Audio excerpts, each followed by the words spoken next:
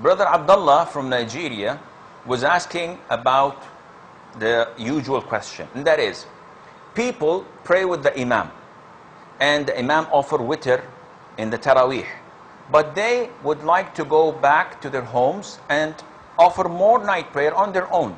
So what to do? Because they have conflicting hadiths, so they think. One hadith says that there are no two witrs in the same night, and this is authentic. And another hadith says that make the last of your night prayer witr, which means that if I'm going to pray in the beginning and then I'm going to pray at the end of the night, I should only pray one witr. Well, the answer is very easy. The Prophet ﷺ told us in an authentic hadith that he who prays Taraweeh with his Imam until the prayer is over, Allah would record for him, Allah would reward him as if he prayed the whole night from sunset until the break of dawn. So usually your Imam prays for an hour and a half maximum. If you pray with him and offer witr, then you have been rewarded as if you prayed the whole night. But what about if I would like to go and pray more in my home? You have two options. The first option is, if the Imam is praying 2 rak'ah plus 1, you pray with him, and when he prays the last rak'ah, which is an individual witr rak'ah, when he offers salam, you stand up and pray a second rak'ah, and by this you have prayed even numbers. So when you go home, you pray as many as you wish, and then conclude that with 1 rak'ah as indicated by the Prophet ﷺ.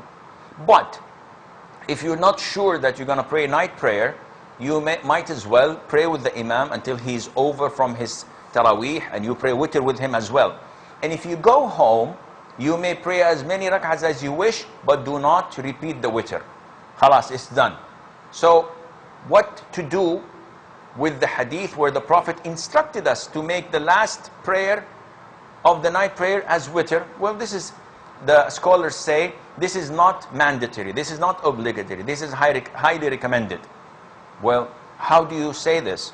We know from the usul al-fiqh, from fundamentals of fiqh, that whenever an instruction comes from the Prophet ﷺ, whether it comes from Allah Azza wa Jalla, the Almighty, in the Quran, or in the Sunnah from the Prophet ﷺ, an order means it's an obligation, unless another evidence comes to reduce this obligation into recommendation.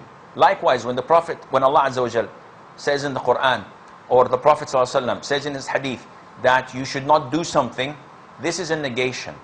So in usul al-fiqh, when Allah or the Prophet ﷺ say that you shouldn't do this, don't do this, this means that it is forbidden, unless there's another evidence that reduces it to not recommended. So the Prophet says, make the last prayer of the night prayer as witr. What to do about this? Well, it's very easy. In the authentic Sunnah, the Prophet ﷺ used to pray 2 rak'ahs after the witr, and sometimes he used to pray them sitting down. So the scholars say, from this hadith we know and learn that the instruction of having the witr, the last thing to be prayed at night, is a recommended thing, but it is not mandatory, because the Prophet himself ﷺ prayed 2 rak'ahs after witr.